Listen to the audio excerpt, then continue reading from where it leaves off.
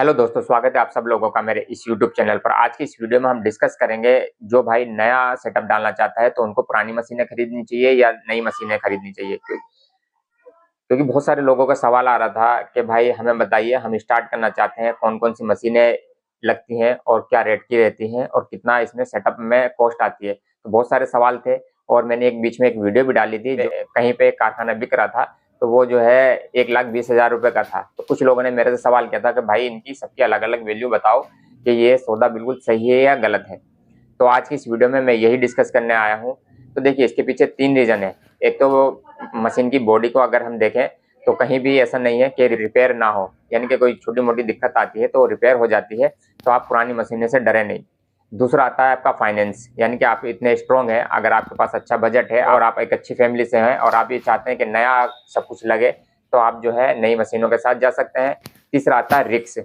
Risk का मतलब ये है कि कुछ लोगों को डाउट होता है कि यार नहीं चला तो क्या होगा, और मैं इसमें नया हूँ, स्टार्टिंग करना चाहता हूँ। बहुत सारे सवाल उनके दिमाग में रहते हैं, यानी कि वो रिस्क लेने से डरते हैं और वो ये कहते हैं कि ठीक है, चला नहीं चला तो देख लेते हैं, या 6 महीने चला के देखना चाहते हैं, साल भर चला के देखना चाहते हैं। यानी कहने का मतलब ये है कि वो रिस्क से डरते हैं।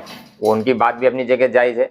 तो उन लोगों को सेकंड ऑप्शन यूज करना चाहिए, क्योंकि मशीनें चाहे कितनी भी पुरानी हो जाए, हाफ रेट में ही जाएगी। चाहे वो 1 साल पुरानी है, 5 साल पुरानी है, 10 साल पुरानी है, मशीन का जो है रेट हाफ ही लगते हैं। तो यहाँ तक तो आप लोगों को क्लियर हो गया होगा। आपको 3 चीज़ें ध्यान रखनी है। मशीन रिपेयरेबल है, दूसरा आपकी कॉस्ट है अगर जाए, तीसरा आपका कॉन्फिडेंस है या रिस्क कह लीजिए, वो है। तीनों चीज़ों को अपने हिसाब से देख लीजिए, जिसको जो सुटेबल लगे वो पॉइंट यूज कर लीजिए। अब हम बात कर लेते हैं सिंगल मशीन के बारे में और मार्केट में कितनी मिलेगी। सबसे पहले आती है सिंगल मशीन। ये मशीन कितनी भी पुरानी हो जाए या कहीं से भी आप लेंगे, 10,000 रुपए की पुरानी मिल जाएगी। नई की वैल्यू डबल है, ठीक है। तो ये मशीन मिलती है आपको 10,000 रुपए की, ठीक है। उसी हिसाब से आप सेटअप में 2 मशीनें ले सकते हैं, 3 मशीनें ले सकते हैं, 4 मशीनें ले सकते हैं। उसके बाद आती है ये flat lock machine. Flat lock machine को देखेंगे तो मार्केट में पुरानी जो है 18 से 20,000 रुपए में मिल जाएगी और नई की वैल्यू इसकी भी डबल है। जो चाहते हैं नई मशीनों को यूज करना, तो इसे फ्लैट लॉक मशीन नई भी, जो लोग नई खरीदना चाहते हैं तो नई मशीनें खरीद सकते हैं। उसके बाद आती है ओवरलॉक मशीन। इस मशीन को अगर देखेंगे तो ये भी मशीन काफ़ी अच्छा रिस्पॉन्स के साथ साथ कॉस्ट वाइज भी इफेक्टिव है।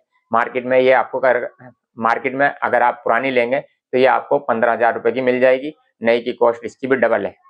उसके बाद आती है लास्टिक मशीन। लास्टिक मशीन को अगर आप देखेंगे तो ये आपको मिल जाएगी 35,000 की पुरानी और 70,000 की, 60,000 की नई मशीन।